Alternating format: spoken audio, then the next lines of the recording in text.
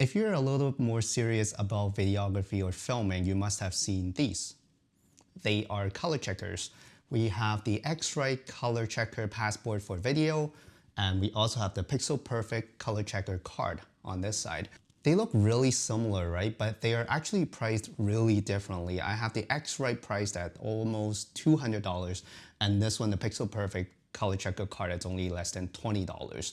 But why are they priced so differently? Besides the material, of course, the Passport has a plastic case that you can carry around. This is more convenient. This one, it's only basically a card that feels like a postcard. And you get two of these, by the way. I'll show you guys the difference when it comes to performance because not everyone has the money to afford the $200 color checker, and this is definitely the more budget-friendly version. Let's talk about the main difference when it comes to build quality. This one, as I said before, is just a card. It has the color checker at the front and a gray card at the back. But the problem with the gray card is if I shine it through the light, I don't know if I can, oh, yeah, I can kind of show you. You can see through the card and you can see the color checkers at the back, which is not good. And the only thing you need to watch out for if you're using this one, especially the gray card for white balance or exposure, is to have something behind it. So maybe get your talent to hold it like this. Then it will not show the colors at the back. That's a must. And same thing with this side, because if you want the most accurate color, you don't want any kind of shade shining through the back. I think they should have printed it on a separate card. I don't even know why, but they just kept it in one card. So that's the way to use it. So I'm gonna hold it here to test it. If this is good, I'm gonna color grade it or color correct it in Final Cut Pro to show you guys how it looks like. And with the Colorchecker Passport from X-Rite, we have, of course, a lot fancier design. We have some bars at the right-hand side or your left to match with the white balance or exposure, compensation or adjustments. And on the left, you have the color checker and you have all the colors accurately printed. And if you flip it, as you can hear, it's made out of pretty cheap plastic, to be honest with you, for $200. I feel like I can break this thing in no time. So this side has the gray card and a focus chart. So it's a little bit more feature packed, but again, $200 for a plastic built passport kind of case, I really don't think they put too much effort on the build quality. But as long as it's accurate, so I'm gonna show you guys how it looks like. I'm just gonna hold the color checker passport in front of me, just like how I did with the Pixel Perfect color checker card. Oh, I totally forgot to mention, when you are using the color checker, especially the passport, because it has 3 bars on the right-hand side for you to make sure that you get the true black and also the true white, you have to direct it so it's not reflective. You see that there is a glossy material in front of the black bar. You have to turn it until it's not reflective, something like this. So turn away from your key light, I would say, or even angle it like this. Sorry, I'm looking at my monitor, that's why. So that should be good. And we'll take a look and see how it looks like.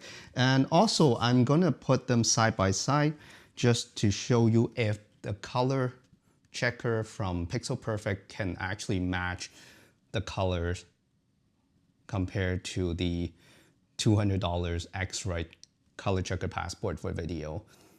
I'm just gonna show you guys how it looks like when I just select the colors, isolating them, drawing a mask on top, and see if they match with each other. If they do, then this is not a bad option at all.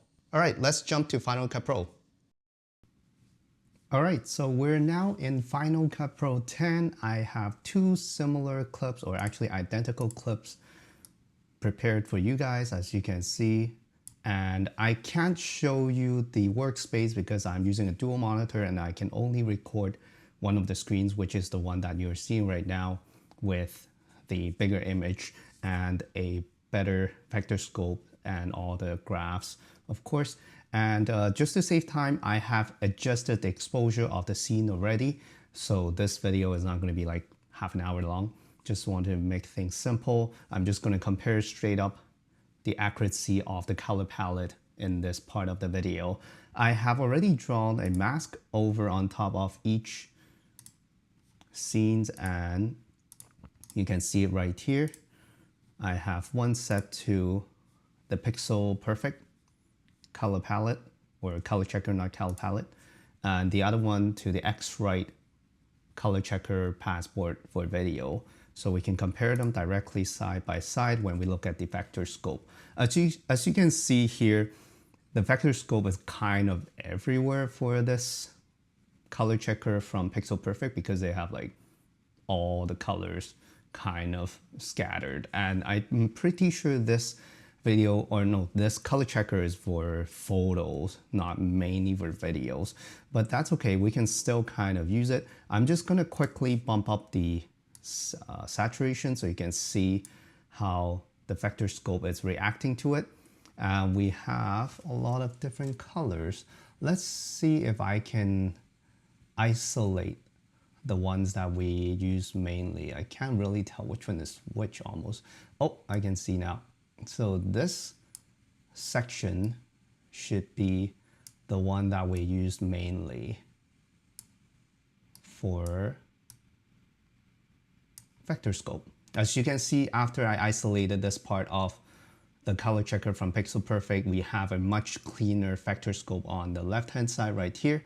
Now we just need to basically aim these dots toward the red, magenta, blue, cyan, green, and yellow, and they are quite off, to be honest with you, compared to the X-Rite Colorchecker. They are like, everything is off, basically.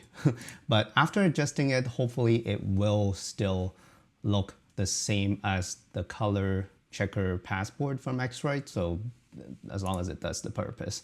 So what I'm going to do right now is I'm going to quickly go to my hue and saturation curve. I know you can't see it, I apologize for that. I'm just going to quickly grab the color picker and pick all the points, and let's try to adjust them. So I'm gonna adjust the red first. Oops, going the wrong direction. It seems okay going this way, and of course magenta is completely off. It's kind of dragging the red while I'm doing this, so this is kind of annoying. That's why if the color checker is not accurate, it's gonna give you some headache when you're doing this. It's gonna drag everything. And I have blue going very off again, and I have cyan also off quite a bit. Okay, it's moving my blue now. Okay, I'm just gonna quickly adjust it. If you want to just see the result, feel free to just jump to the next part where I'm gonna just show you the difference. I'm just gonna see if I can get them to the right direction. Okay, now the green is off. Okay, this is a lot harder than the Colorchecker Passport, I can guarantee.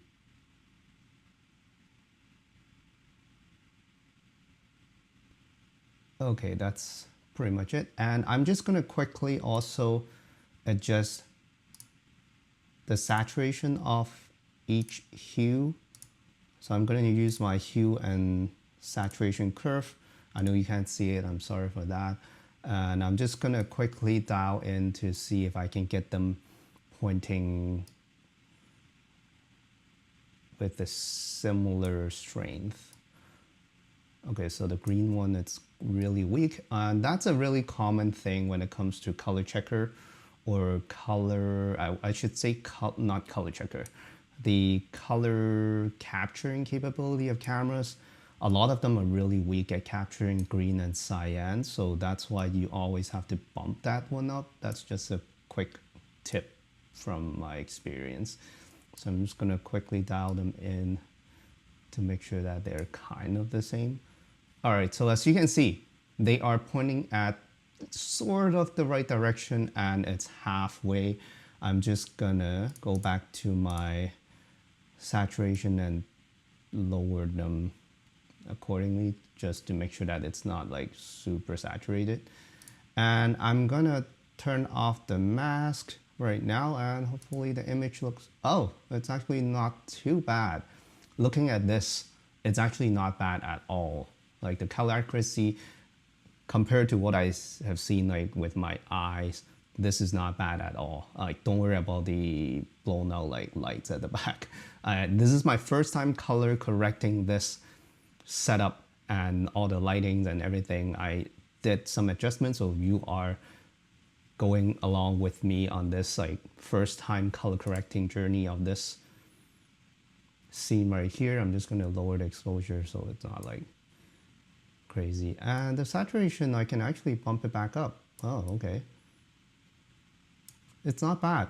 It's actually not bad at all compared to like other color checker. At least I'm looking pretty natural in this scene right here. But you might notice one thing. We are completely throwing this color checker off now. Okay, so that means they are not similar almost at all.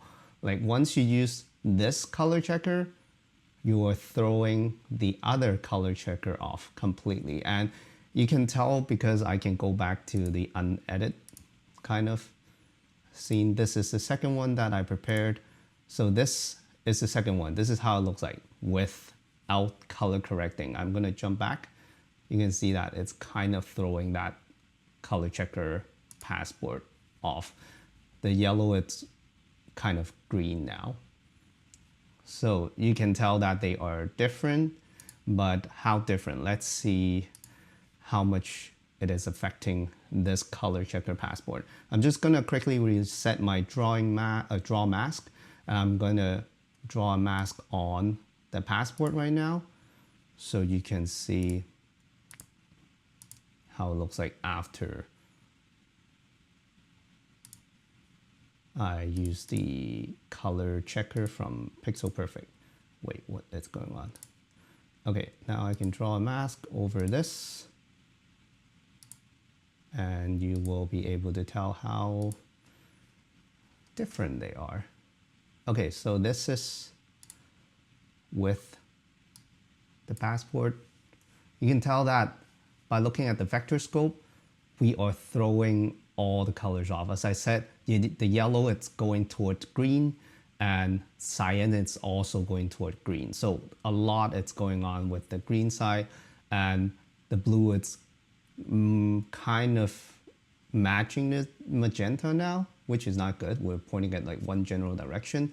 The red, it's toward yellow. So everything is kind of shifted toward the counterclockwise, if you want to call it, and except the magenta. So this is not good. If you see the color checker passport from X-Rite as a reference or as an anchor, if the color checker passport for video from X-Rite is the most accurate color out there in general, that means the color checker from Pixel Perfect is completely off. So that's not a good thing.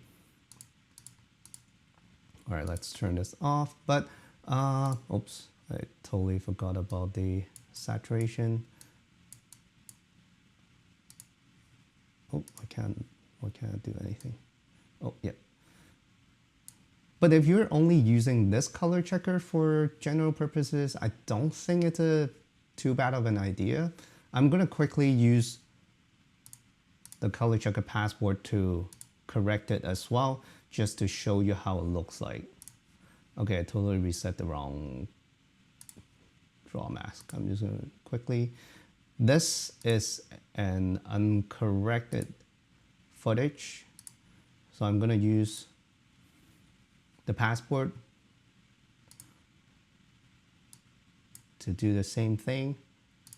I'm going to go to my hue and saturation curve. The color checker passport is much easier to use when it comes to usability or user friendliness. You can see that it's pretty accurate already. By the way, all the footage is captured by the Blackmagic Pocket Cinema Camera 6K. with 4K 422 10-bit ProRes, and there's no LUT, not log, but there's no LUT applied to it. So I'm just gonna quickly bump up the saturation again to do this adjustment. So the red, it's really spot on almost. Yep, minor tweak. Magenta is pretty good too. And the blue, as I said, usually it's quite off compared to red and magenta. Cyan, it's also a little off. And I have green, it's usually like way off. Like no matter what camera you use, they're always like really off. Oops, can't do anything. Okay, so green, it's pointing green, and yellow right there. And another good thing about the Colorchecker Passport for video from X-Rite is they come with a skin tone kind of line accurate palette that you can use if you want to use that for skin tone references. But usually if you are filming an actor or a talent, you can use their skin tone to adjust. So now let's set the saturation. Just gonna quickly, sorry guys, you can't see my second screen because I'm using the dual screen.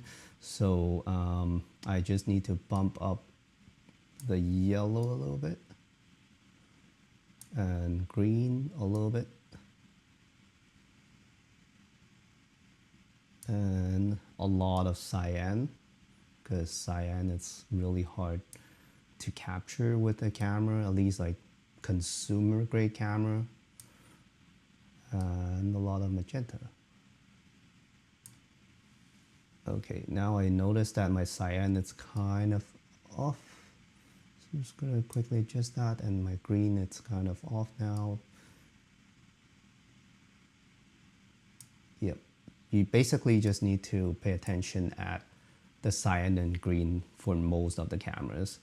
All right, so now I'm just gonna turn the saturation back down so it doesn't look like it's like extremely over saturated, and I'm gonna turn the mask off, and you can see it's different.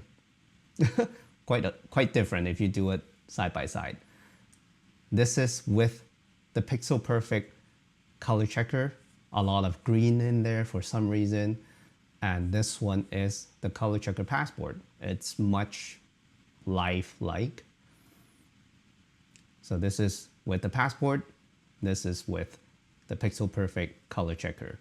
Pixel Perfect Colorchecker, it's not perfect, no pun intended, but they are more on the green side. You can see that there's a green tint almost on the entire scene or the entire shot. And this one, it's a lot better. So the conclusion is X-Rite Colorchecker Passport for video, it's definitely worth the money if you want the perfect color. And if you are trying to get the accurate color and you want to go with a more budget route, I would say just try to save up for the more accurate color checker. I know that there are some color checkers that are more affordable but more accurate, like the X-Rite one. So definitely save up for that, because you don't want your scene to look bad with like a color tint or like a hue on top of it. The X-Rite Colorchecker for video, it's definitely worth the money.